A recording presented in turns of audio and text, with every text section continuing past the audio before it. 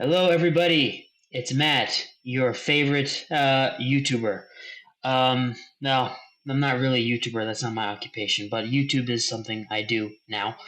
Yeah. Um, we are going to be talking. We're going to be doing another discography retrospective. The last one of these we did was about the geek rock band Lemon Demon, and that was with my great pal Nick Reed over, or AKA Critter Jams, or Jamul on Rate Your Music. If any of you know what I'm talking about, that's something I'm really proud of. I thought that was a great video.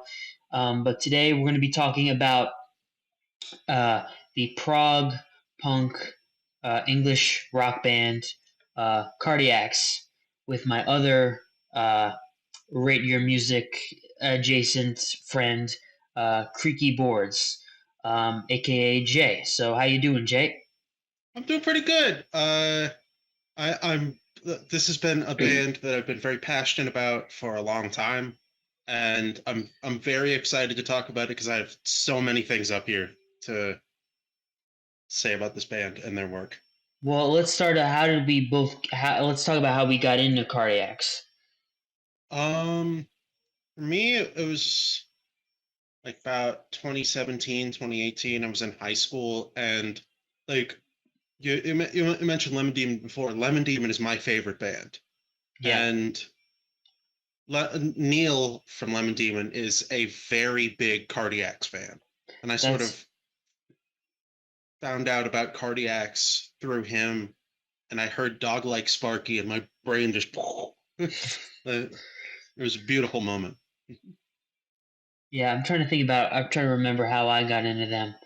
I was like 14 turning 15. And I actually have a very special connection with this band because the so Tim passed away in 2020, I think, in July. Yeah, Yeah, which is yeah, really unfortunate. But in 2021, on my 15th birthday, actually, they put all the Cardiacs records, or most of them, they put them on streaming. And I remember that night I was just palling around with some older, like, music nerd type people in a Discord server, just chatting, having fun or whatever. And they were all like, it was like a watershed moment for them, because they were planning like a listening party to go back and listen to all the Cardiac stuff because it was being put on streaming. And I didn't really know who the Cardiacs were. I'd only heard about them by name.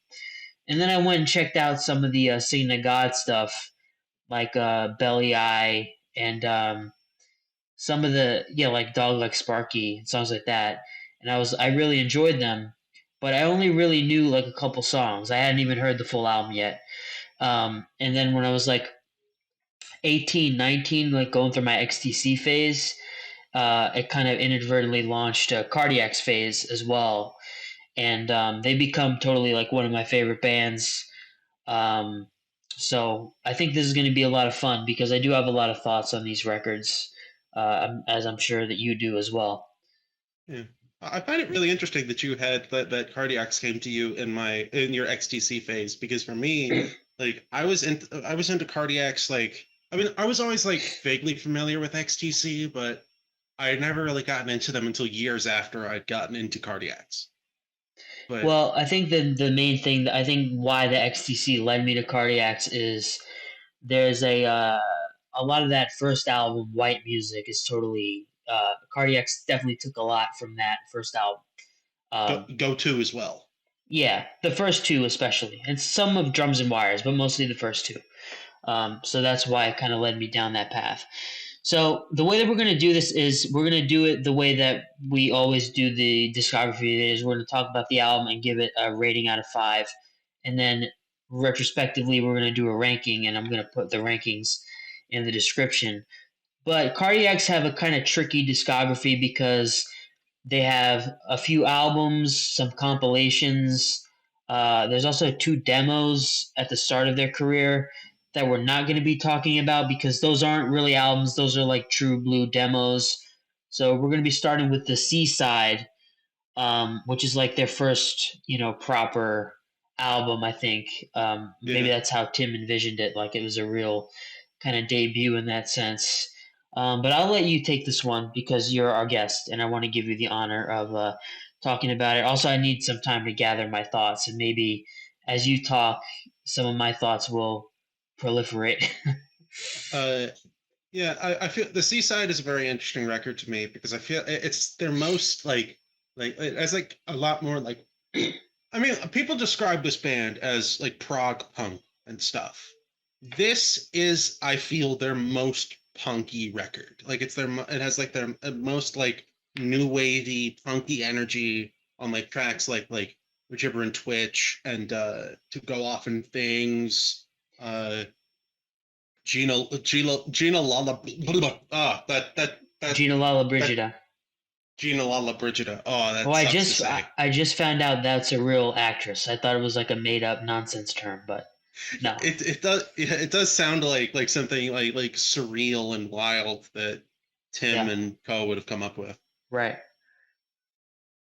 And I feel like it's still like I've listened to a bit of like the first two demo tapes that they did, The Obvious Identity and Toy World, and those were still very much like grounded within their influences of like post-punk and like art punk and all of these things. But the Seaside is where like Cardiacs as like the Cardiacs that we know starts to congeal and they start to move into like more progressive stuff, more psychedelic stuff, more a lot more like pop in the fold. There's some Uh ska on the song Wooden Fish on Wheels too. yeah. And Jibber and Twitch too, I think. Yeah, Yeah, yeah, like the ska two-tone influence, like the second wave ska stuff is very much like it's on Seaside and it's on well some of the other records we'll get to later, but yeah, it's a very it feels very like youthful and like energetic and like vibrant and like just like even though like it was still like very much recorded in like a sort of similar like definitely a bit more of a budget but still very much lo-fi in a lot of ways like when they originally reissued this record in like the 90s or 2000s, they were like a couple tracks that they had to cut because the master tapes were just so damaged beyond repair that they couldn't like for example, I remember the original version of Is This the Life was cut from the reissues mm. of the Seaside because like the master tapes were just completely damaged beyond repair. And I think they actually and like on more recent reissues they actually did bring it back and it does sound pretty knackered to say the least. But Yeah. That's also another thing to mention. Is this is for a lot of their albums, there'll be songs that you've heard before because a lot of the time they'll just like re-record them, like have another go at them and yeah. try to like do them in a higher fidelity. Um, but I mean, what would you if you had to rate it out of a five? What would you rate it? I'd honestly put it like maybe like a four, maybe like four edging on 4.5. I don't know, like there are some tracks on there that I feel like are like necessary. Like some tracks that I feel like are like some of the best cardiac songs ever, like the original Seaside version of RES. Uh the aforementioned Gibber and Twitch and to go off and things like all of these are like just absolutely like absolutely like manic frenetic barn burners of songs and I love them to pieces. Totally, totally. Yeah, like we mentioned, the ska influence. There's a lot of upstroke guitars. Really Yeah. gives you a sense of how much this band influenced Mr. Bungle. Oh Um, yeah, definitely. and also, I mean, I'll just kind of say my thoughts on it. I don't really have too much to say about this album because it was never like a favorite of mine, to be totally honest. Like, I think that they're still working out the kinks. But there, I do got to agree with you that there are a lot of great songs on here. Gibber and Twitch, which is like four songs smashed into one, kind of is like the it sounds a lot like System of a Down before System of a Down were even System of a Down. I can hear that. You kind of got the punky thing going on. You got the ska. You got the little, it's like a sample of a telephone ringing. I don't know if that's a keyboard or whatever it is, but I think that's like one of my favorite Cardiacs tunes, and it's a great opener to the project. Gina Lollobrigida is a little more poppy, and like it's actually pretty easy to follow as a song. And Hello, Mr. Sparrow, got a nice keyboard sound. That's also a good one. And then like there's also a lot of songs that we're gonna hear on these other projects. Like is Nurses Whispering Verses on this one? Yes, Nurses Whispering Verses is on the Seaside originally, but then was re-recorded years later on Sing to God. Yeah, we also have A Little Man in a House, I think, is on this one, Yeah. which is one of their best songs, full stop. Um, but I mean, if I had to, I think if I had to rate this, I'd give it a 4. Like you, but I probably wouldn't edge it for a 4.5 because the production is a little thin and one dimensional. I'm not. I mean, I'm saying I know Cardiacs were like probably broke and like just doing this by the skin of their teeth. But still, the other albums are so well produced and well recorded and mixed. It's a little jarring to go back to this one and hear it be like very bare bones. Um, but I'm gonna give it a 4. I mean, it's a little rickety. The songwriting is still pretty confident. It's very fun, very bubbly sort of album. But it's just a little slight. And I honestly would probably call this my least favorite Cardiacs record. I don't know if you can empathize with that, but it's just my opinion. So Yeah, I don't. I feel like I'd probably put it somewhere near the middle of the pack. I feel like it's like it's really hard to rank these for me because I love all of these records like so much. It's like they don't have a bad one for sure. yeah, uh, like yeah, I can't really like especially with like the Seaside. I spent like a decent chunk of my senior year of high school listening to this record a lot, and Mhm. like all of these records mean so much to me. But that's why it's so hard for me to rank them. But I completely understand because it does still feel like so. It feels like they still have room to grow, Yeah, especially. it's a very preliminary version of what they would go on to do. But still, for what they were able to do with like no money, this is pretty impressive album. I think we can both agree. But Oh it's yeah, absolutely. not one of my favorites, but it's still got some good stuff. So check it out. And the next album, so Seaside comes out in 1984, and the next album is like their, I guess you call it their debut. I would call Seaside an album, but this one Yeah, I believe was recorded in a professional studio. yeah. So this is called A Little Man in a House in the Whole World Window. Comes out in 1988. Um, and this is a huge one for me. I absolutely love this one. If I had to rate it, I'd give it a 4.5. Um, Honest, yeah, I'd probably put it around the same. I'd probably put it around the same way myself. Sorry. yeah. So I'll just talk a bit about this album. Um, so yeah, I feel like this one is like very like very well formed in a way that the seaside's a little rickety and it jumps around a lot. This one is very uniform to me. Um, like it's just so many great songs on it, and it's such a cohesive like piece of work. Yeah, Like whether it's like the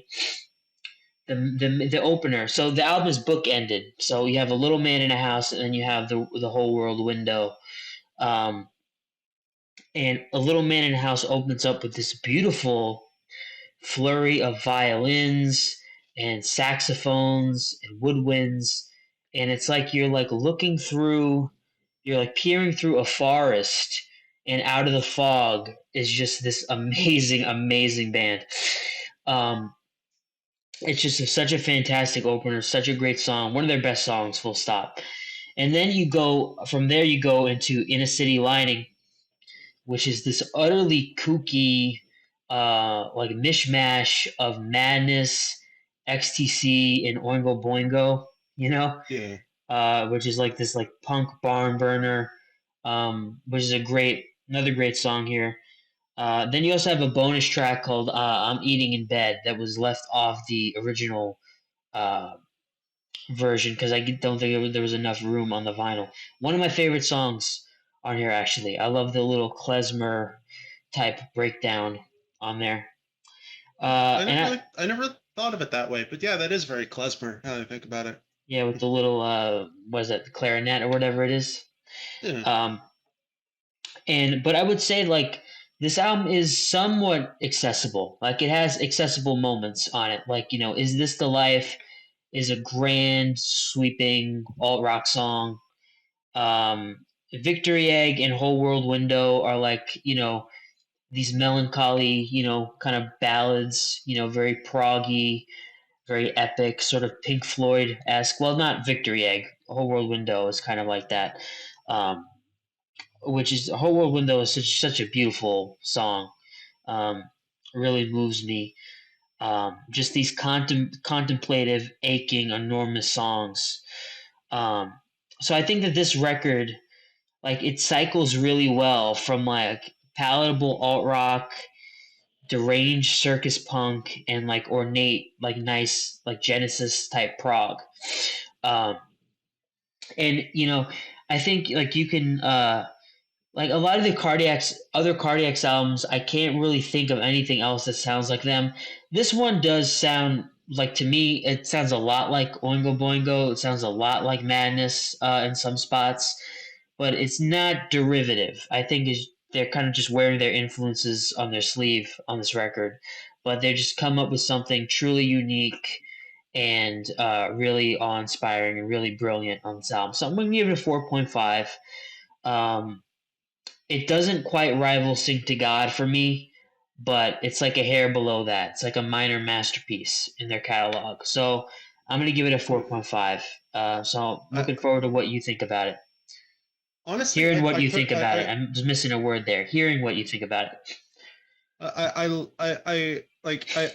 do really like your description because it does feel like the first moment where everything clicked. Like the first moment where they like on the Seaside, they're still trying to figure out like what they want to do, and like A Little Man in the House with the Whole World Window is like it's like this is I can understand why it's considered as the debut, even though the Seaside is still a really good album.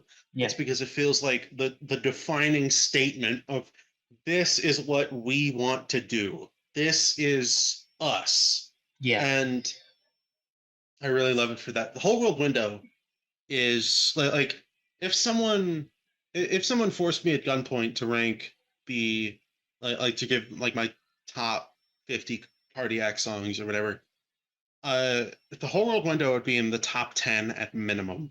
It's like I love it so much, and it's just it's so like genuinely beautiful and moving, as you said. But I also still find it really funny when they just have like all of the guys screaming at each other at the end of it.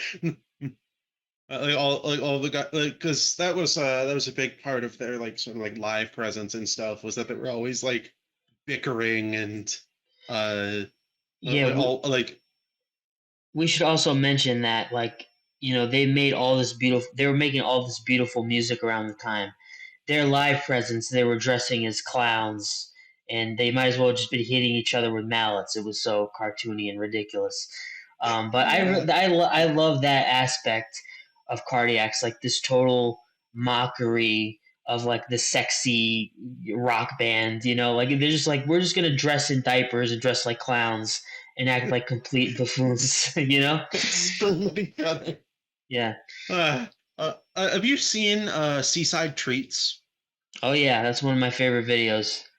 Yeah, I love that. I love showing that to like the uninitiated, the people Hmm. who don't know about cardiac, because like they see like that the that like opening like sort of like section of like sketches, and they're just like, what is going on here? Makes What no is makes this? What no the sense.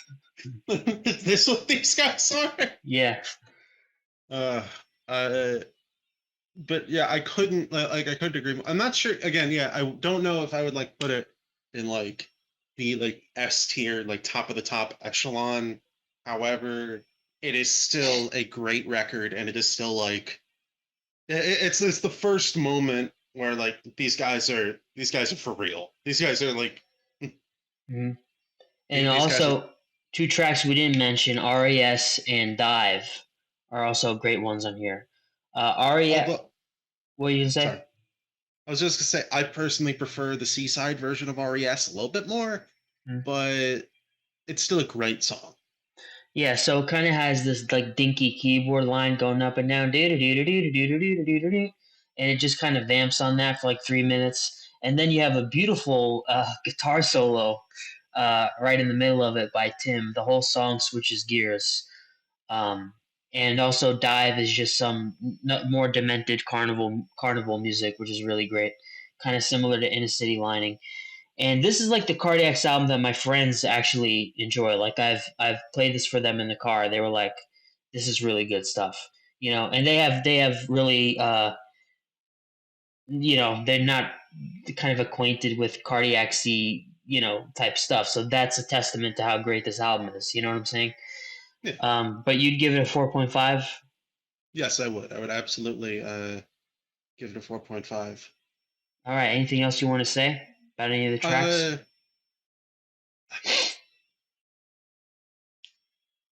Uh, one thing I found really interesting about RES is that like one thing that Cardiacs tends to do, and I'm not saying this as a negative at all, but there are some times where like they kind of like take a melodic idea from another band, Oh and yeah.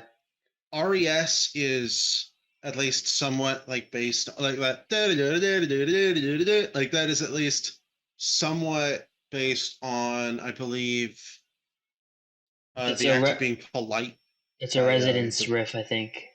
yeah, it's from the track the act of being polite off of the commercial album by the Residents, Oh yeah. which it's something that's going to come up a lot, at least a bit, but I just found that really interesting to point out.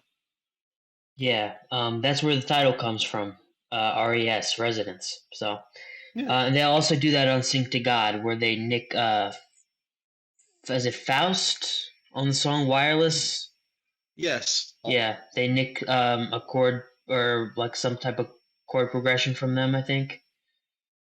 Yes. Also, the like opening of Fiery Gun Hand is like a faster version of the opening to Wake Up from the Big Express by XTC. Yeah. Um, Dude. that's a great segue because we're gonna do On Land and In the Sea, and that's an XTC lyric from. I should be able to tell you this off the top of my head. I'm a huge XTC fan. Crosswires, from Hmm. White Music, which Cardiacs have covered live. So there's a video of that. Really? I think you should go check it out. They do that Which song okay, live. cool. I've never.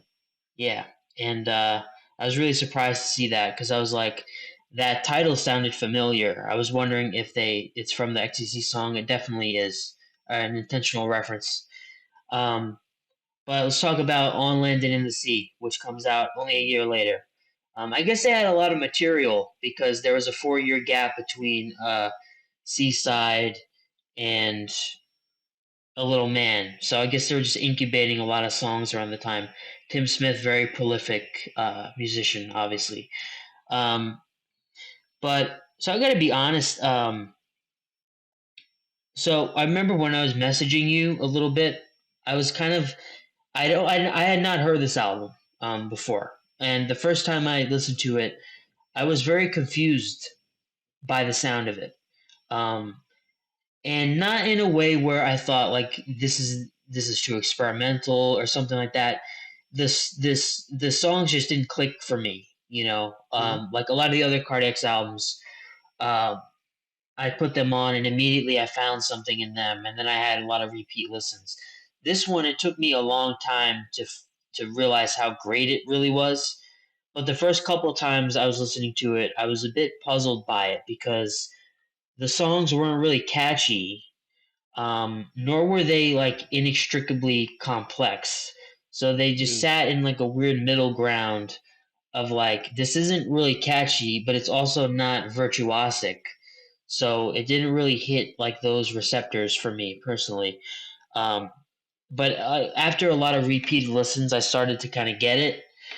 Um, so like if the last album was like the emotional breakthrough and like a huge step up for the band, I think this is like kind of the technical one in comparison. Like it's less immediately catchy. There's not a lot of hooks on this that I would call like their best, but the production is very creative. You know, insane kaleidoscope of ideas going on every single song. I'm thinking about songs like "The Duck and Roger the Horse," which is just like pure like like in the middle of the song just gets interrupted, and then it's just complete chaos. um Very disorienting to listen to. I'm thinking about songs like Two Bites of Cherry and Baby Heart Dirt, very catchy, well written songs. um and this also has a closer called The Ever So Closely Guarded Line, which is like amazing, sprawling 9 minute prog type song. Some really haunting ambience going in there. I remember the one song I didn't like from here was Buds and Spawn, because that one is like very confusing. The drums are sliding all over the place, guitar riffs are like all over the map. But then, like a couple listens into it, I started to get it, and it's become a favorite for me. Um, but yeah, I think the main draw of this album for me is it's very creative. There's quite a lot of good stuff on it. Um, but yeah, I wouldn't put it as one of my top Cardiacs records. But I'm still going to give it a 4.5 because I think it is great. I think it's a classic. And it just comes down to how inventive a lot of this stuff is for me. Even though I think the other Cardiacs albums are more cohesive, they're catchier, there's more to hold on to. I'm still going to give this a 4.5 because not a lot of bands can pull this type of thing off. So that's what I'll give it. So honestly, like I was re-listening to a lot of these albums in preparation for this video, and look, honestly, to be honest, I've always considered myself to be a bigger fan of like '90s cardiac stuff over the '80s stuff. Me too. But in listening to this, I was going through it, and I'm like, this is genuinely amazing. Like this is it was blowing my mind over and over. I really like I do really I feel like this is probably their most avant-garde product like album in the way that like again, it's not necessarily like mind-boggling like complexity. It just kind of feels like all of the songs kind of got fractured into a million pieces. Yeah, Like Duck and Roger the Horse and Buds and Spawn are like five different songs crammed into one. it's such it's such like a wild and like like explosive project, and I'm gonna be like completely honest here. I'm going to give it a five. I'm gonna give it a full on 5 star, 10 out of 10 thing. Again, it's not gonna beat Sing to God because I don't think anything can. I Uh, respect that. because I was like re-listening to I was like re-listening to it. I'm like Two Bites of Cherry, Baby Heart Dirt, the Leader of the Starry Skies, that weird like I Hold My Love in My Arms, like polka track, like I was just like constant, like it never lets up. Like some of their other albums, like even like a little bit let up on the throttle a bit and make like a more like introspective uh or pop focused track, but like On Land and in the Sea is just pedal to the metal all the way, like just like constantly going. And I think, I mean, I don't quote me on this, but I think this is the I think Mike Patton put this as one of his favorite albums as, at the time of its release, and I can kind of hear why he would enjoy it so much because it does be like something you'd be into. yeah, I can definitely like hear this album having a lot of influence on like specifically like the first Mr. Bungle album, that self-titled one. Hmm. Uh like with the sort of like very like warped takes on like ska, punk, metal, and all these things. Hmm. Um, one thing I always found really interesting about this one thing I always found really interesting about this record is that so one notorious thing about Cardiacs is that up until like probably about 10 years ago, the critics hated them. They just absolutely hated them. Uh, like NME that like permanently blacklisted them from ever being mentioned positively ever. Uh, a lot of like the British like critic rags would either just like like give them like scathingly negative reviews or just completely not mention them at all. But On Landed in the Sea got some like surprisingly positive reviews at the time. And I can kind of This see. this album, Yes, this one. This is the one that got like positive reviews from like Melody Maker and stuff like that. Enemy still didn't touch it.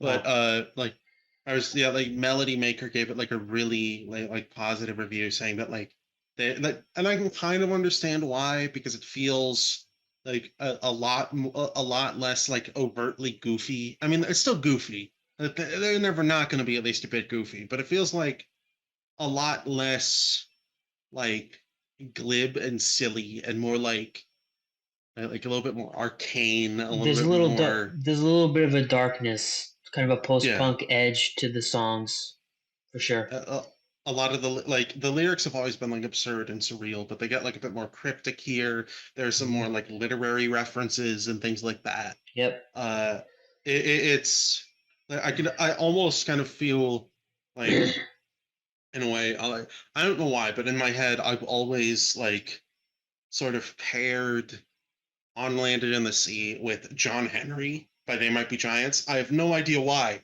but it's just they both have like that sort of like dark, a little bit like I mean like they're never not going to be goofy and bright, but they also have like this darkness to them, this sort Yeah. of like dark like autumn feeling. Like they're both albums that I put on whenever fall comes along, and they're like those really like like like dark rainy nights where it's just like in the middle of like October, it's like pouring outside. Yep. It's like dark at 5. I put these two records on. So, a couple more things about this album I wanted to mention was we've been talking about Tim Smith a lot. Um, his wife at the time, Sarah Smith, played saxophones for the band, and she's a really talented sax player. Like she has a lot of great moments in a lot of these songs, and I feel like this is like my favorite Cardiacs era.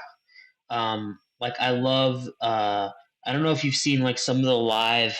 They were an incredibly tight live band.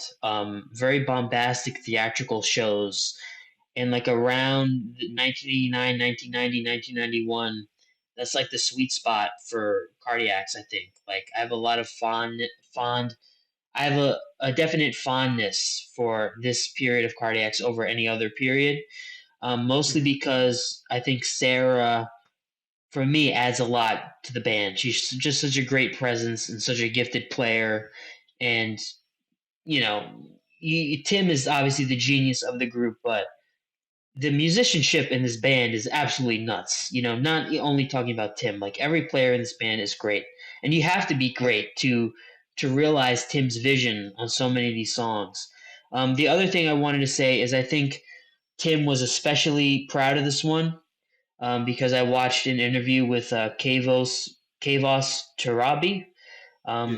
who's a new member of the Cardiacs, longtime collaborator with Tim, and he said something to the effect of that while Tim was still able to work on LSD, he kept saying, this is reminding me of when we worked on Land and in the Sea. So I think he held this as like a high paragon of creativity for his music. So I thought that was interesting because you get some high praise from Tim, which, he's normally pretty self-effacing about his albums, but I think this one he was really proud of. So you give it a five. This is the first five. I don't know how many fives you gave to the other albums, but I have I, two. I that, I have that two was my. fives here. Um, I think I have two fives. Yeah. Me too. Yeah.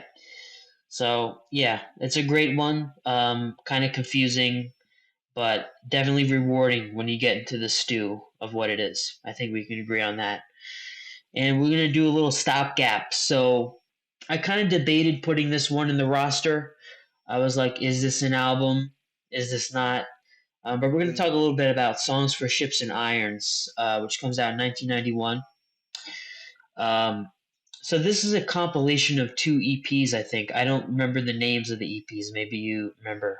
It's the Big Ship EP, and there's some Irons on the Fire. Uh, like the single from that, and also just like Everything Is Easy, which was like a very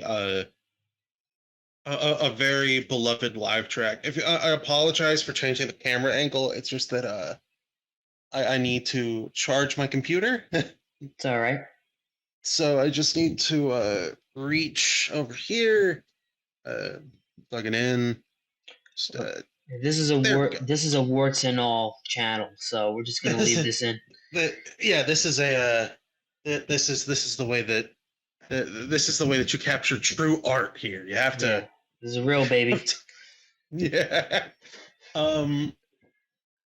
But I well, what are your thoughts on this collection?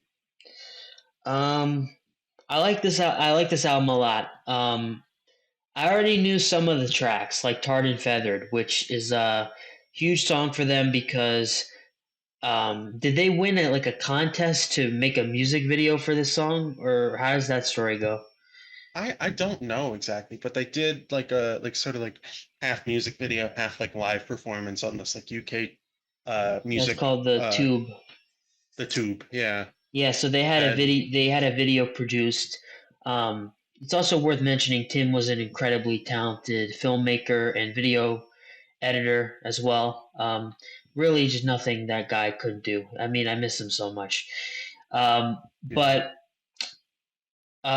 so I already knew that song. I knew Tarred and Feathered, which just rides around on an incredibly complicated circular sax and keyboard line for 2 minutes before being catapulted into like a downbeat, kind of more contemplative prog type thing. Um, Great song, one of their classics, obviously. But I didn't really know too much else. I knew There's Too Many Irons in the Fire and Burn Your House Brown. For some reason, I knew those songs. Hmm. Um, but yeah, overall, I'm going to give it a 4.5. This is Yeah, it's. I'm going to give it a 4.5. Yeah, because this is one of the only compilation albums I've heard that actually coheres into a full. Like it sounds like it could just be a regular album.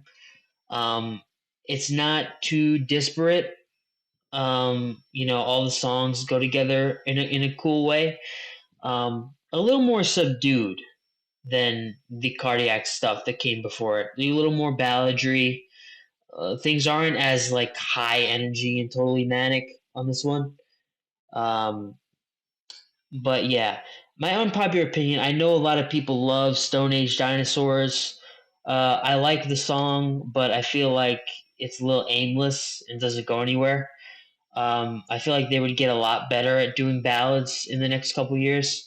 And there's also yeah. another ballady type song called All Spectacular that I don't really care for.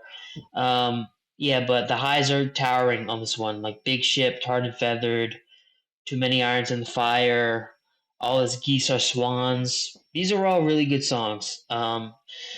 It's less wild than their other work, and the production is a little dated. It's got that gated reverb Mm. sound. It's a little grainy. Um, but the songwriting is so strong it barely even matters. So it's kind of the sound of Cardiacs like figuring out their pop instincts, their like mutated pop instincts, but it's not as kaleidoscopic and crazy. It's a little more muted, a little more toned down. Um, but it's still got, fair share of weirdness going on. But it's a little more easy to follow than their other stuff. So I think it's a really strong comp, and I'm going to give it a 4.5. What do you think about it? Eh, I feel like I could probably give it like a 4 or 4.5. Probably a 4.5. Yeah.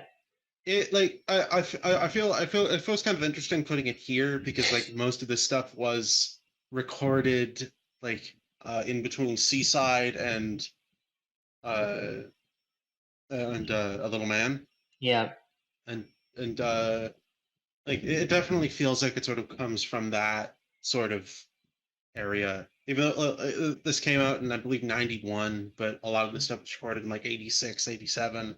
Yep. Uh it definitely feels like a cohesive album. Like it feels like it's going for like a specific vibe, which is like it feels like some parts of this feel like very like whimsical to me in a way I can't really describe. Like especially with Tarred and Feathered, like that's just like that is just such an absurd track. That's one of the first things I show to anyone who's interested in this band, which Yeah. is probably not the best thing to get people in, but if people just want, I want the weirdest stuff that this band has, just throw it at me. Just like,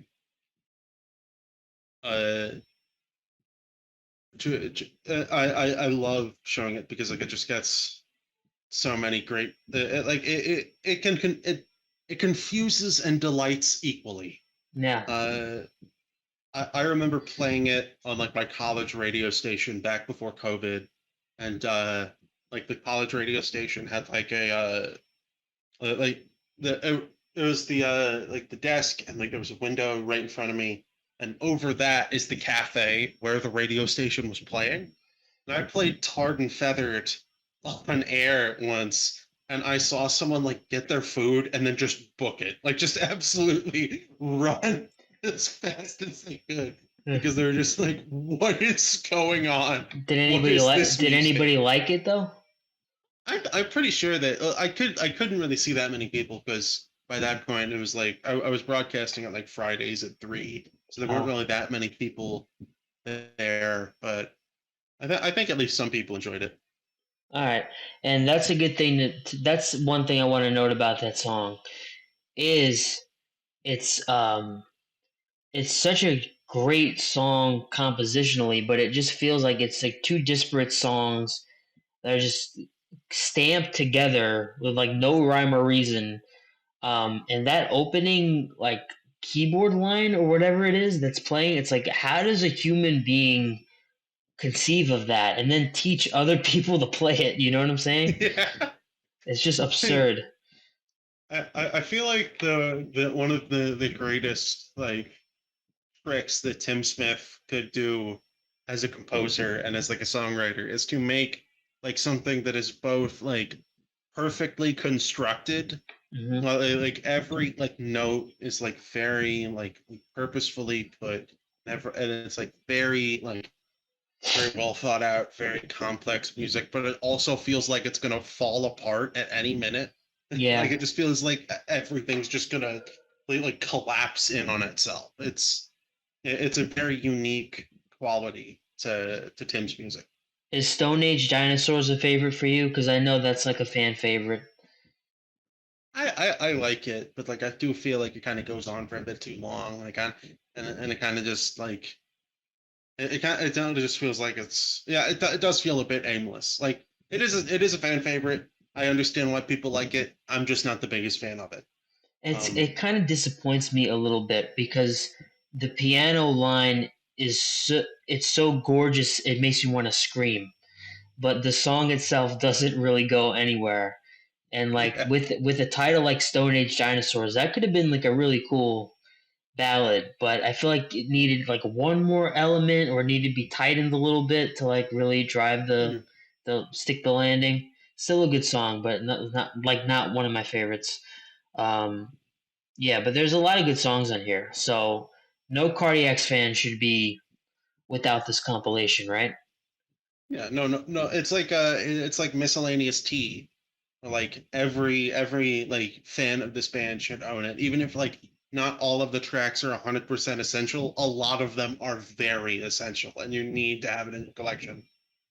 Yeah, I mean, there's some forgettable songs like All Spectacular, and I'm not everything is easy is catchy, but like he's not one of my favorites. But that's kind of what you get with these types of albums. Like you always get there's always a couple requisite like how did they leave this off of main album songs, and then there's some that are like I get why this fell by the wayside, you know. So we both give it a 4.5. Yeah, I feel actually like maybe a four. Honestly, I don't know. I don't like. I'm thinking about it, and it's like they only like a couple like huge tracks that I really love. But Well, yeah, I'm just putting it at a 4.5 because it's just very consistent. I just it is find very it consistent. I just find it like a nice, easy listen from front to back. Yeah. Not a lot of twists and turns on there.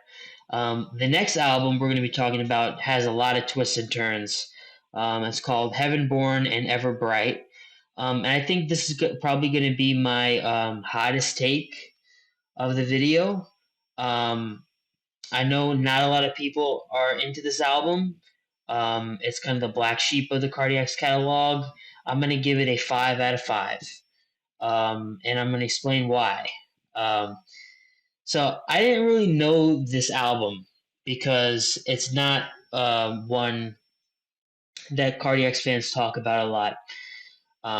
It did it's got the misfortune of being placed in between On Land and In the Sea and Sing to God. I mean, can you imagine like Yeah. having like trying to campaign for your album and that's the competition?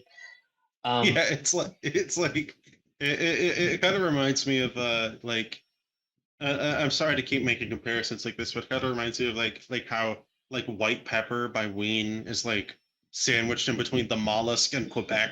It's yeah, right. like you have like like all timers right here. How is Absolutely, this going to absolutely. compete, even if it's great? But Yeah.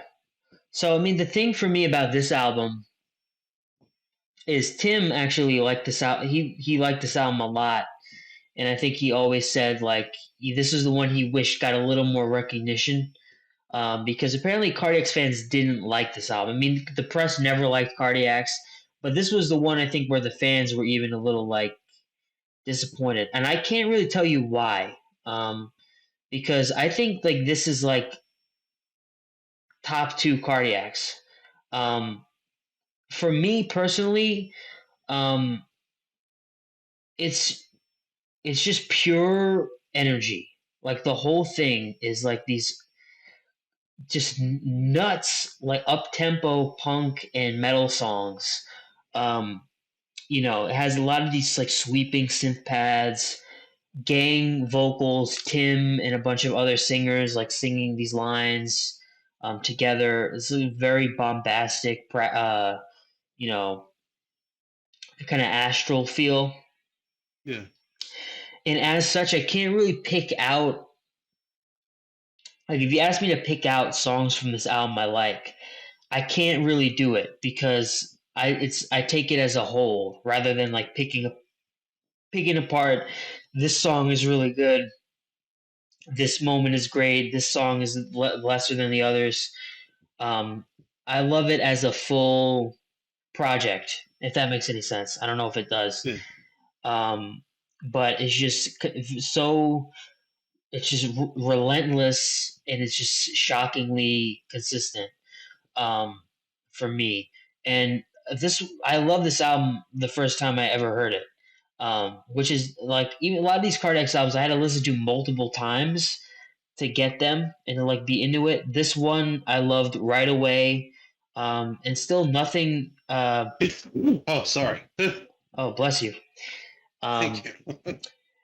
this one like captured me immediately, and it's one of the two albums that I'd give a 5 out of 5 to. kind of for like an inexplicable reason. Like if you ask me why I'm giving it a 5 out of 5, I couldn't really tell you. It's just like a pure gut reaction. Like to all these compositions, I'm like, this is like just brilliant from front to back, in my opinion. So Yeah. that's why I would give this a 5. Um, and people talk about Sing to God being crazy. At least Sing to God slows down a bit. This one just 45 minutes of pure chaos. Yeah. Um, and but like even within the chaos, there's still like compositional brilliance. Like you have some very interesting counterpoint going on. Some pianos are thrown in the mix. No saxophones or clarinets or anything. This is very punky, metallic album. Um, but even like within that kind of restricted parameter or whatever that they're working in, they still do something fresh and original with the template. Um, yeah, it's just one of my absolute favorites. So I'm gonna give it a 5. And I feel like it's maybe blasphemous to say that to a lot of Cardiacs fans, because I know a lot of people. This one is pretty unpopular, but for me, it checks all the boxes. So it's an easy 5 for me. I can completely understand that. Like I feel like a lot of the reason why like Cardiacs fans didn't really like it at the time is because it still feels like they were it feels like a little bit like they were trying to still figure out how to bring Cardiacs into the 90s with like a different lineup because they had like they went from like a 7-piece band to a 4-piece band. The like every single album, Tim Smith had like a songwriting partner, and for this one, John Poole came into the fold and started writing with him. Hmm. And I feel like it was definitely a change that some people were not immediately receptive to, but like I completely understand it. I'm not going to say it's like I'm not going to give it a 5, but I completely understand your love for this album because it is just pure unbridled chaos Yeah, in record form. It feels like sometimes it does feel like the most freakish sounding Cardiacs album. it's very bizarre. Yeah, like the mixing's really interesting. Like it's constantly just throwing you like all of like the vocals and the guitars have like these really weird effects on them that I really like. Yeah, a lot It's of phasers and flangers and reverb. yeah, But it's not really used in like a psychedelic way. It's more just kind of slapdash. it feels it's less like in like an intentionally psychedelic way and more in like an alien sort of way. It's Yeah. really it is a really brilliant record. Uh, I do kind of feel like the first track goes on for a little bit too long, but other than that, I do think it's a great record. I'm honestly probably going to give it a 4.5 Yeah. because because I was re-listening to it because it's like the one that I came back to the least, as I feel like the case is for a lot of Cardiacs fans. I Yeah. was re-listening to it in preparation for this, and I was like, it's a unique record in their Mhm. discography for sure. And The only thing I wish that was different about this album is, cut the opening track and give it a different mix. yeah, I mean, I am gonna give it a 5. I don't have any, I think it's flawless in a sense, but the mixing is very like cacophonous. And I wouldn't be surprised if did Tim mix this himself or was this somebody I else? I don't know. Wait, let me You might want to look that up. Um, let me make this up. Let me see because the I'm looking it up right now. Heaven Born and Ever Bright. Let's see who mixed per, this. Tim Smith producer. Okay, yeah. So I don't know if it's like the specific guitar sounds they're using, but it's very aggressive. There's The engineer is listed as David Murder. and Who is that? There's also I wanted to mention there's almost no dynamics on the album at all. It is just loud for 45 minutes. Oh, Snakes Are Sleeping is the requisite ambient lullaby that goes on for like 9 minutes that they put on at the end of a lot of their records. But Yeah. the other 9 songs are just they don't stop, you know. Yeah, they just keep going.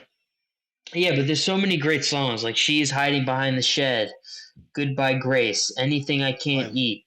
I think "For Good and All" and "Day Is Gone" is like top 5 Cardiacs I, maybe. I love Goodbye Grace so much. Like it's so freaky and it's so like constantly like just pummeling. Like this is the record whenever I'm trying to get like someone who's like really into like hardcore extreme forms of punk or metal and get them into get them into Cardiacs, I always tell them go for this record. Yeah. I think you're gonna like it. And it almost always works. Yeah, I mean they So Cardiacs have punk and metal elements in what they do obviously, but they've never made this album is unique in that they've never made an album that is just that, you know, and that's this record for them. yeah. And it's just it's sad that it's like the black sheep because you know I really love it. Love it enough to give it a 5. So yeah, I mean different for them, but um, like you know personally for me it's one of my all-time favorites. Mhm. Uh, so that's what we have to say about that one. Yeah. So the next one is called "Sing to God." Um, this is like their most well-known album. Um, Tim and Co. He's got a lot of brilliant people working with him now. A lot of great songwriters, great musicians, and they just had a treasure trove of material working on this album for like 4 years. And um, I mean, the proof is in the pudding. The This proof is in the pudding. Like, oh my th- god. this album is nuts. It is like some of the most brilliant music I've ever heard.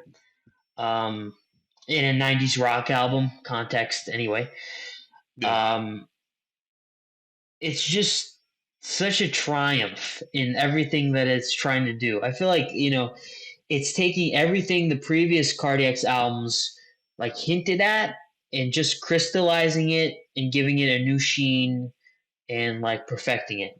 Um, I, I feel like this is the album that Tim Smith had been dreaming about making his entire life. Like this is the one. yeah, He yeah. finally got to it. And I feel like everybody else sees this quality in it because it's commonly regarded as like their magnum opus. Um, and if I'm being controversial, I don't really think this album is that much better than Heaven Born and Ever Bright. I think it's a little bit better, like maybe a smidge. There's more variety. There's more dynamics on the album. The album is certainly catchier than Heaven Born and Ever Bright. Um, but it's not like they've. It's not like they've tried to do this before with their Yeah. albums.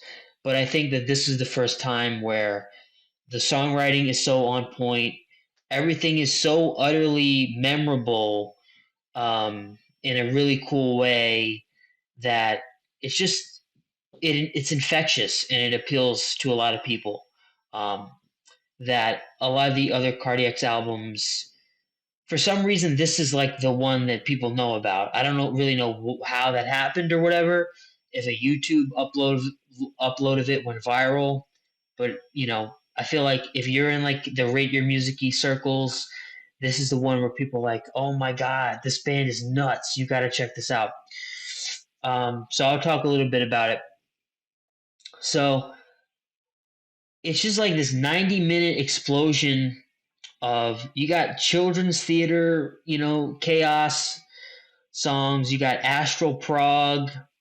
You got some metalcore, mathcore nuttiness going in there.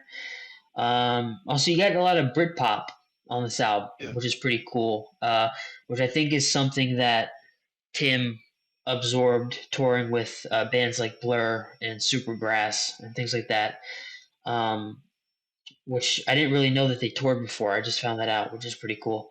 Um, One thing I always found really interesting about this record is that it feels uh, like a lot of the bands that Cardiacs influenced in the '80s, that like a lot of the people that grew up and like made like records like you Mr. Bungles and Blur and Napalm Death and yep. Supergrass and like all of these like different bands that they influenced, and this is sort of them taking influence from them and putting it back into the soup, so to speak.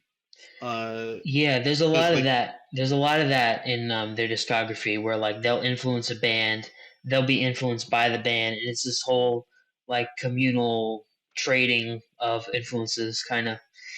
yeah, Um, but yeah, I just think this is just perfect, front to back. every Um, second, every yeah, second is just amazing. yeah, it's just the perfect midpoint between their like manic punk that they do and their sweeping like cosmos symphonic rock type stuff that they do, proggy vibe that they have going on. Like the highlights go through like entire genres. Like you have kooky children's songs, like A Horse's Tale, Insect Hoofs on Lassie, Dog Like Sparky was my most played song at one point. Um, I just think every second of that is so perfect. You have that whirling piano riff, and you have that high Kate Bush esque vocal, kind of sounds like an elf or whatever. Um, Yeah, and you got that tambourine, kind of like a baggy type influence going in there. Um, yeah, it's it's such a great song. Um, and you got choral classical pieces like Eden on the Air, which I think is really underrated song. I mean, I kind of get why it goes under the radar, but it's such a beautiful chord progression and choir on there, and yeah, I think sets the album up in a really nice way. yeah, I think it's like really like I love the contrast on the record like uh between Eden on the Air, like it's sort of like that beautiful sort of the choral sound, Yep. the like the happy apple like bell thing that they shook to get like that like jingling at the beginning of it, and then it just immediately goes into Eat It Up Worms Hero. It's just punches you straight in the stomach. Yeah, just some nuts in math core, very dissonant. Um, Yeah, it just immediately just yeah, then but you also have a lot of like really catchy Britpop oriented songs like Odd Even, which has a crazy symphonic keyboard solo in the middle of it and a great chord progression. Flap Off You Beak, Belly Eye, Man Who. These are all great pop songs. Um, and the production is super great. Everything sounds uh, pristine, very well recorded. Um, yeah, I mean, it's called their magnum opus for a reason. It's just a triumph of imagination. It's just yeah. a wall to wall great record. I mean, that's all I can really say about it. And there are some songs in the back half of this thing that I think go a little underappreciated, like Foundling and No Gold and Angleworm Angel. I love that song. Some of my favorite moments on the album. But yeah, I think this is really solid front to back, and I'm gonna award it a full 5 out of 5, as I think you I, will as well. I couldn't agree more. I'm giving it a full 5 out of 5. Yeah, I've listened to this record probably like tens, if not hundreds of times. It's always a treat from beginning to end. yeah. Like disc one, disc two, all of these things. One thing I found really interesting is that you mentioned the Brit pop influences. Like Dog Like Sparky. I watched this like interview with John Poole, where he was talking about how Dog Like Sparky was made, and it was originally like the original demos for it were called Like Blur Mm. because it was sort of based on a like a Blur B side from like their album Modern Life is Rubbish. I believe it was called When the Cows Come Home. I Oh think was wow, the title of the song, and I didn't it know sort of that. yeah, it's a really interesting source for a song. Yeah. But to come up with a song like that, you have to be on another plane of thinking. You know what I'm saying? Yeah, like you I have to mean, be like I like Blur. I think they're good. Um, but like to take like it's one thing to be influenced by something, but it's also you have to have a brain like Tim Smith to be like, I'm gonna springboard from an influence and have it be incalculably brilliant that you can't even compare the two. yeah, like it's on a whole other level, Yeah, like yeah, sonically, compositionally. Like yeah. it's a beautiful, beautiful song on an amazing album.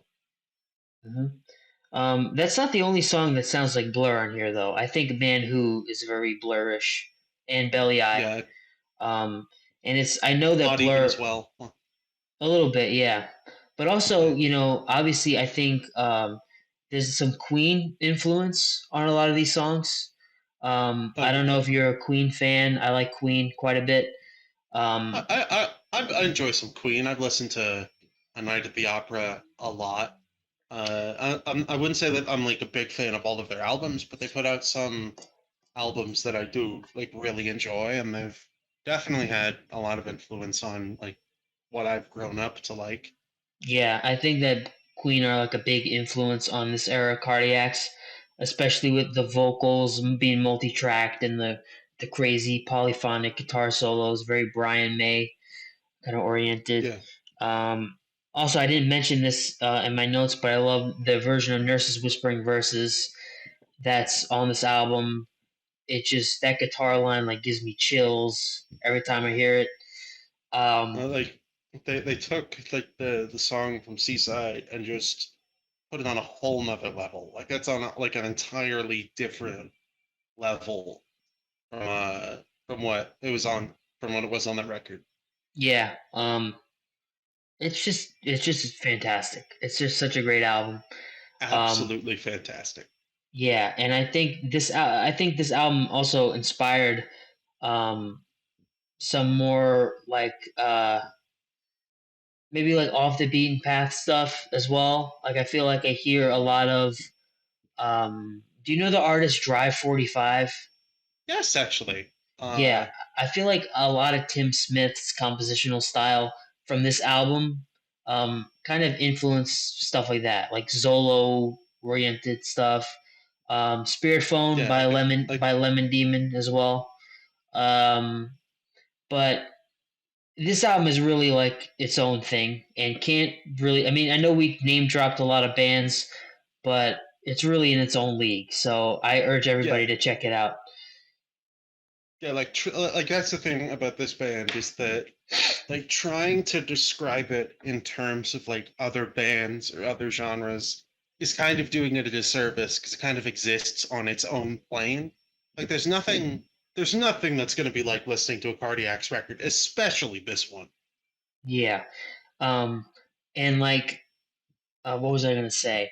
I feel like take a band like Mr. Bungle or something like that, who I love. I think they're a great band. But even something like California, it doesn't give me the same feeling as like listening to this album.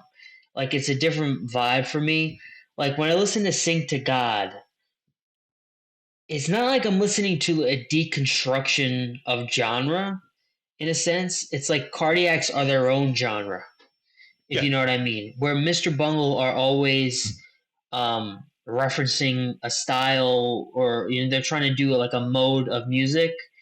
Um, I still love California. I think it's great, but this one is like mind blowing. Where California is like it's grounded in like musical traditions in a sense. This is Yeah. not. You know, this is like so off the beaten path and so its own thing that I would take this over any Mr. Bungle album any day of the week. And I'm a huge Oh, Mr. like Bungle fan, so that says a lot. Yeah, like California is personally like in my top 5 albums ever made, and Yeah, I would honestly agree with you on that one. It's like Sing to God is on is on another level. yeah. But I mean, I hope you understand what I'm saying. That like Bungle is trying to reference genres. Yeah, Cardiacs like are their own genre, if you know what I mean. yeah, no, it's like yeah, like something like Bungle or like Ween or like something like that. Like it exists on like the shifts between genres, like the constantly like, jumping and shifting. Meanwhile, like Cardiacs is such like a unique, eclectic like stew of everything existing on the same plane together that it's there's nothing else like it. And it ends up being its own thing. Yes. That's why I made the comparison. Because those albums came out like around the same time, and they're vaguely contemporary bands that have influenced each other. But this album is just like a different beast, you know, Yeah, it's completely on its own. plain, Yeah. plain against the grain. Uh, so, do you want to take the lead for Guns? uh Guns Guns is a record that they did in like the last record that they did when Tim Smith was still alive. They did it, I believe, like 1999. Mm-hmm. Um, and it it's definitely not as overwhelming as Sing to God is. It's continuing down a lot of similar paths, but Yeah. I feel like it's a lot more focused on pop music. It's a lot more focused on on that just it's a lot more focused on like composition rather than like production and like scope of sound.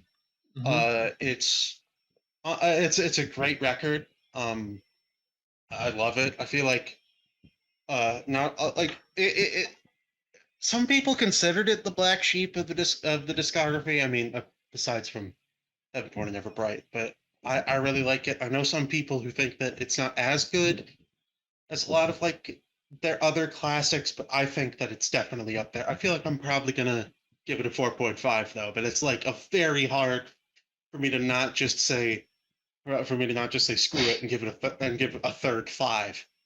But I love this record to pieces. I love they're just so it's so like mind bending and like psychedelic in a way that it's like I don't really know. It feels like while on Land of the Sea feels like fractured. This feels warped. Yeah. I don't know like what I mean by that, but I feel like it fits. Yeah. So On Landed in the Sea is a little collagistic in a sense. You yeah, know, this one feels, yeah, feels like you're looking through um, pop, yeah, and you're looking through like pop and Britpop through like a funhouse mirror, kind of. yeah, Yeah.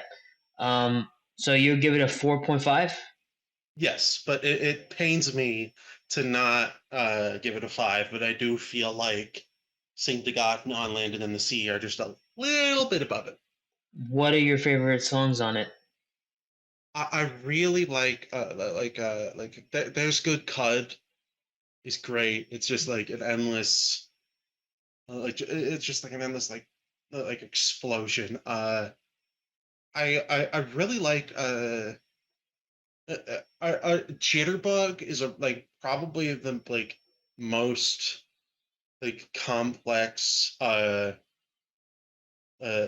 that I feel like it's possibly like the most like from a compositional level, even though it's not as flashy as a lot of cardiac stuff, I feel like it might be the most compositionally interesting, at Is least that up the until is that the ambient one? The long. yeah. Well, the second half is like an ambient thing. If I remember Okay. correctly, the reason why I say that is because if I remember correctly, Tim Smith said in an interview that that was the only song that he ever made that took up more than 1 or 2 pages of like sheet music. Like he would just Oh wow. He said that he had never really like done this before, but he had just like kept writing and writing and writing and writing and writing like he just kind of like kept going over and over on this song, and I think you can hear it, even though if it's not as like overtly flashy as a lot of a lot of a lot of these sorts of songs. However, my favorite on the record is probably it's probably Clean That Evil Mud Out of Your Soul. Good one. uh I I love like just like the that that like sort of that sort of like almost like Zappa sort of note run at the beginning, and then like it leads into almost like a kind of like a twee pop sounding kind of chorus with like almost like a girl group vibe to it. Hmm. That's probably my favorite track on the record. But yeah, I think oh, and also Signs. So, how did I forget to mention Signs? Signs is like the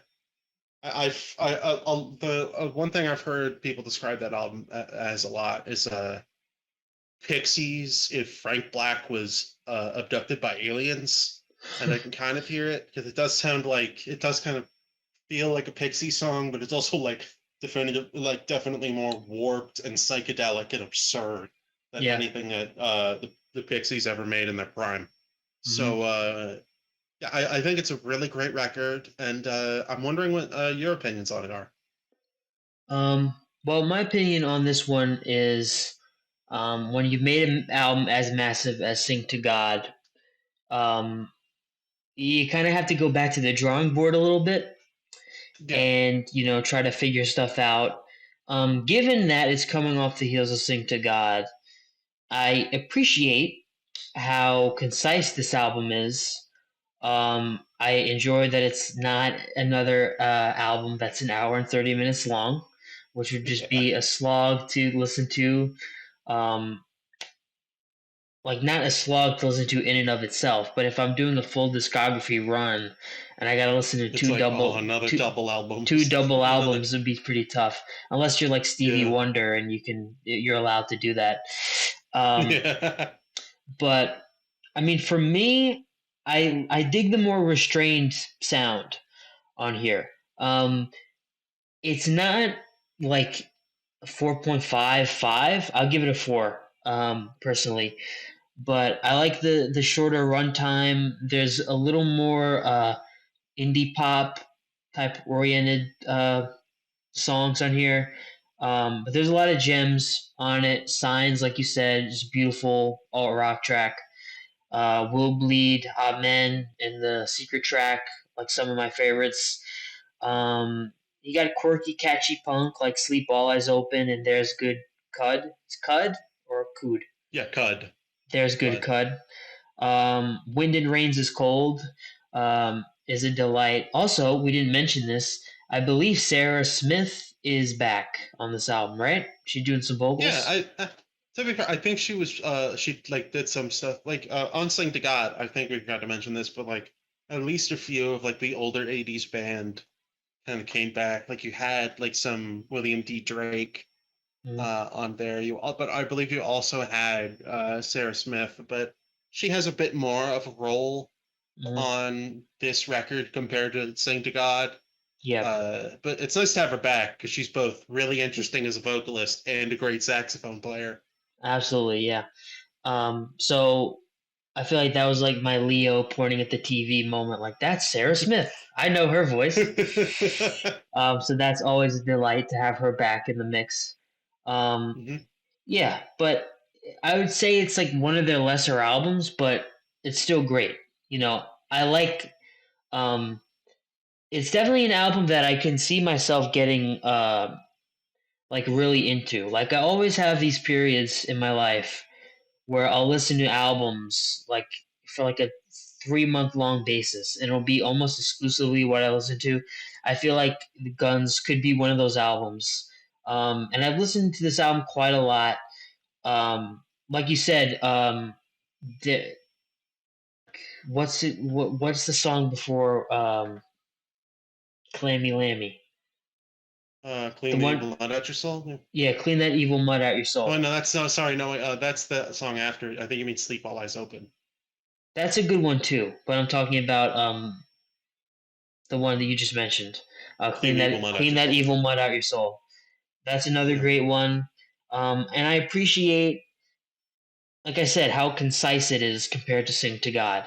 Yeah. They could have made this another sprawling opus, but I mean, I kind of get why they didn't. That would be exhausting to record and think of. So I appreciate the simpler sound. I'm not I'm kind of describing this album as simple. For Cardiacs, it is simple. Yeah. But for another band, this is like so out of Still. their depth, you know? Yeah, it's still very like complex, multi-layered stuff. But it's not flashy, is what I'm saying. Yeah. It's It, a little it's more it's toned down.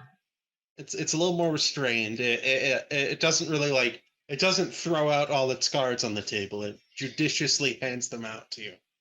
That's a great way of putting it. So you know, shorter, cleaner, still a gorgeous album and a great one. Um, you give it a 4.5. I'll give it a 4. That Um, sounds reasonable. I was gonna give it a 4.5, but you know, I went back and re-listened to it a little more. I'm like, okay, maybe that's overselling some of these songs a little bit. Because personally, I don't go back to it all that often outside of like 3, 4 tracks. But whenever I put it on, I always thoroughly enjoy it. So I'll give it a 4. Um, That's completely reasonable. Yeah. yeah. So we got to talk about what happens to Tim Smith after the Guns comes out, because it's going to Uh, give context to the last album of theirs. I think this is the last album that they're planning to do, right? LSD. I hear that they're apparently going to make more. I I don't hope know how so. that's going to work out. I hear that they I've heard that they said that they have like two more albums of Tim material I bet. Yeah. that they could release, and I think that after that they're going to try and do stuff on their own. I don't know how that's going to work out, but I think I mean I'm always down for more cardiac stuff, but Yeah. I don't know how it's going to pan out. But in 2008, while leaving a My Bloody Valentine show, One of my uh, favorite bands. fantastic band, Yep. uh, while leaving a My Bloody Valentine show, I believe I'm not entirely sure of the medical stuff, but Tim Smith suffered a stroke, and because of that, he was left with a disorder called dystonia, Yep. which it's not necessarily paralysis, but it makes it very hard to move and very painful to move. And he was uh, essentially like locked in place for the remaining about like 10, 15 years of his life. Yeah. And it was very sad. I remember donating to the campaign to see if we could like get him back in good health because he Hmm. had already been working on LSD since about like 2005, maybe a bit earlier. But I think they had a lot of these songs from like 2001 actually. So I think Tim like was just always writing and had yeah, had a big backlog of stuff. but it was very hard. I remember I friended Tim Smith on Facebook during this time, and I asked him a couple questions, and he responded. Well, it was either him or his people. I don't know if, because I imagine it's really hard to type in that. What were the questions? I mostly just asked. I honestly, it's been so long that I forgot. But like, I was talking to him, and I was like, I was just thanking him for making such wonderful music and stuff like that. And like, honestly, realistically, I thought that LSD was not going to happen. I thought that it was like it might like the demos for it might get released sometime down the line, but it would never be finished. Hmm. It was like it was almost like a smile sort of thing, where it's just where it's like this legendary unreleased album that never got finished. All that we got was the Ditzy Scene single, which had uh Ditzy Scene, Jen, and Made All Up, I believe were the tracks on it. Yep. Uh There's also and a I sorry to interrupt you, but there is like a forgotten song that was not on LSD that I wish was on here called "Faster Than Snakes with a Ball and a Chain." it's fantastic. Although Yeah, I don't know. Maybe they got lost in the shuffle with all the other songs, but I have heard some conflicting reports because I have heard that like that song might be like like from the Guns era or like the Sing to God era, but yeah, I'm not 100% sure on that. However, it is fantastic. yeah, it's a good Uh, one. I believe they later put it out on one of their like greatest hits compilations. Yeah. Uh, but then in 2025, well, like we've gotten news that Cardiacs were performing together again as a tribute to Tim. They're performing in the UK. I hope they come to America someday. I really do. If they did like one show in like New York, I would drive out me and my girlfriend there immediately to go Nice. and see Cardiacs because I love this band. But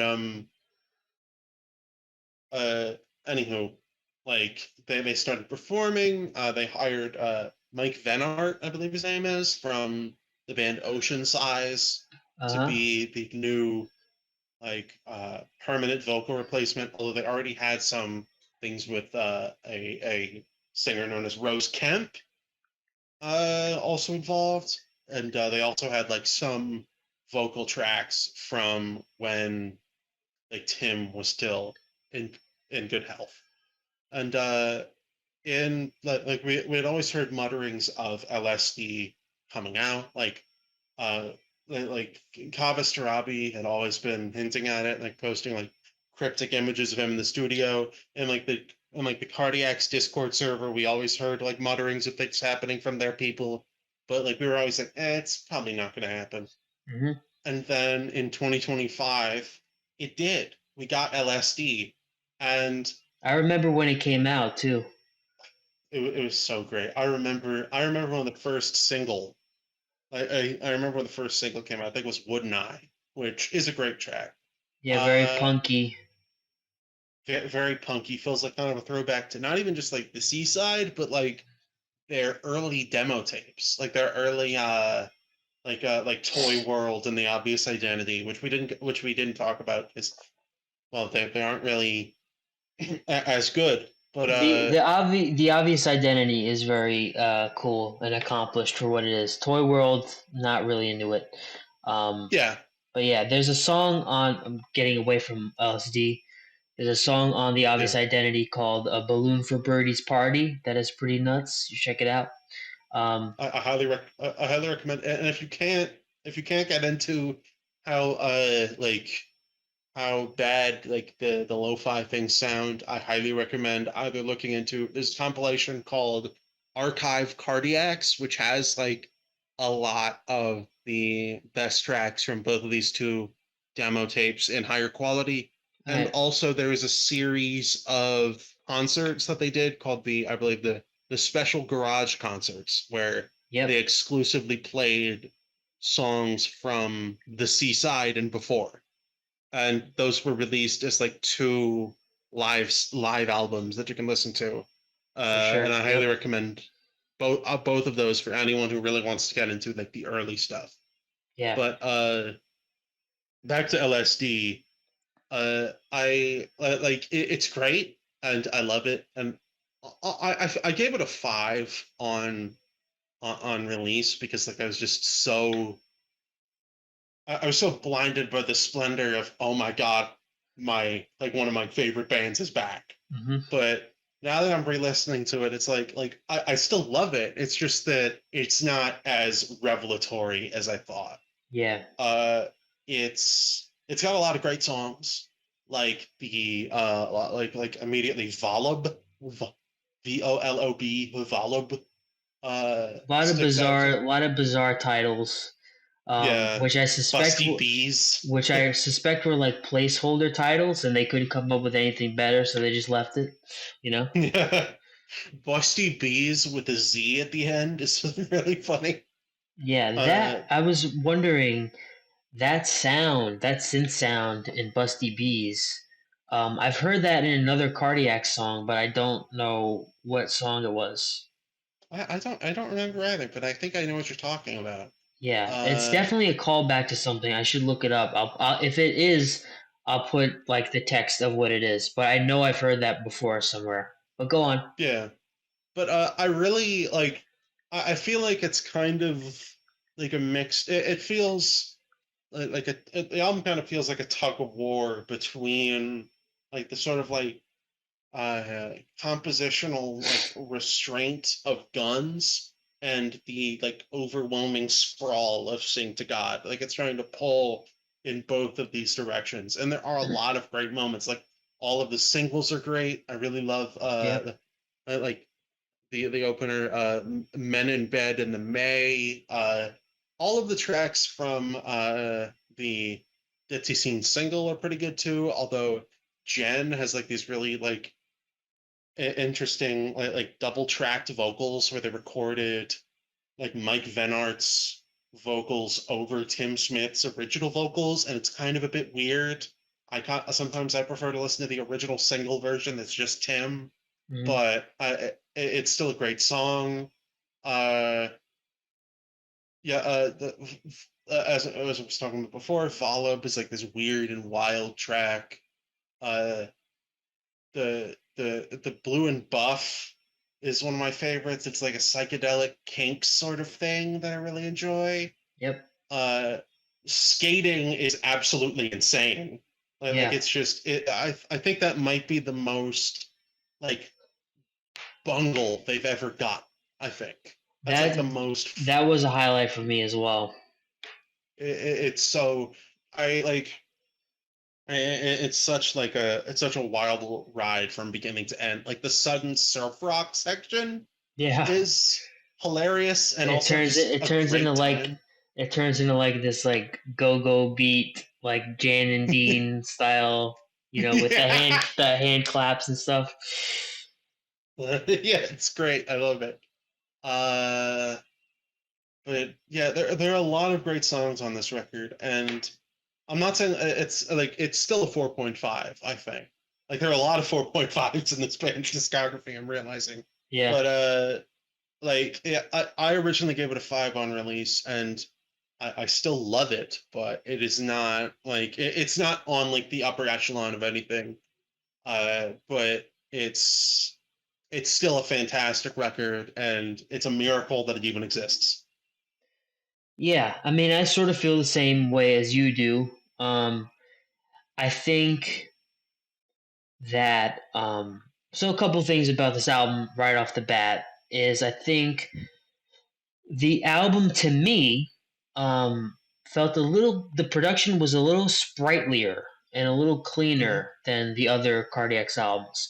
Not a bad thing, and I actually think the production on this album is really great, and I love the way it's recorded, but it sacrifices a little bit of the personality in the other Cardiacs records for something a little cleaner.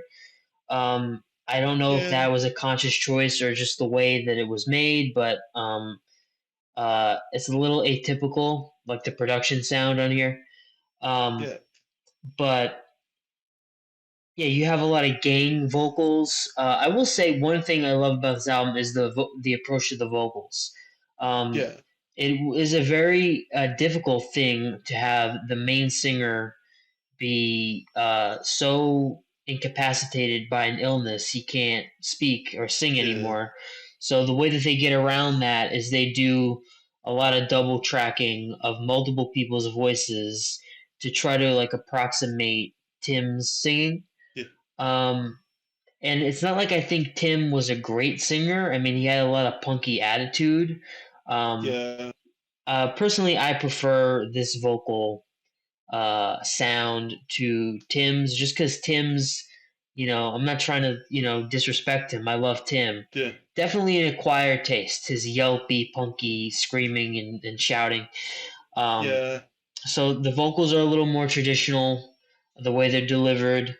I think the most important thing about this album is that the songs still shine. Um, and I'm not saying they're as good as, the classic Cardiacs material, but anything like getting close to that, like especially under the circumstances that this album was recorded, is a pretty big triumph. Yeah. Like you Definitely. still got a lot of great songs in here. Spelled All Wrong is like, oh my god, chef's kiss. Oh, oh, And skating, like what you said, um, is just utterly the structure of it is so bizarre, because you kind of open on this.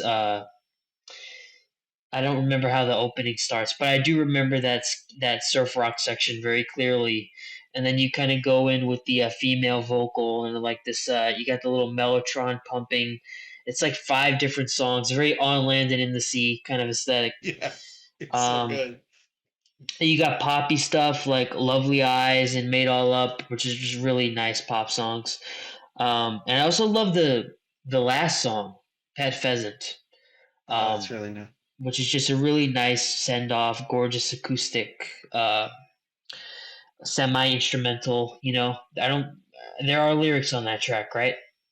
Yeah, I believe that They're more mixed like into the background. yeah, but I believe that yeah, like at like Tim's memorial, they play that like at one of the memorial shows, they had like the entire audience like join in and sing Oh man, uh that's to the whole beautiful. thing. Pet Pheasant, that song made me cry that like on first listen because it's just like it's so emotionally powerful if like you like for someone who is as invested in this band as we are Yeah, as yeah, and it's like it's a really emotionally powerful track, yeah, and it's such yeah. a beautiful way to end the album and send Tim off into the starry skies. Yeah, and just I mean, like I said, I love the production. I love all the crystal clear guitars. The drums are very tight. It's weird, like listening to this with headphones. I noticed how good the recording of it actually was, um, Yeah. which is not something that I really value in Cardiac's music. It's more like the musicianship, the technicality, the chord progressions, but the production on this is very nice. Um, Hmm.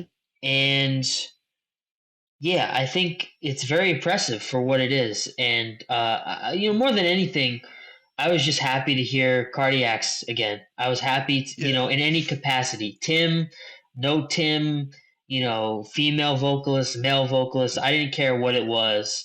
It's just such a breath of fresh air, and like felt like home. Like putting this album Yeah. on, it's hard not to feel a rush of emotion when like Men in Bed and Jen kick in. You know what I mean?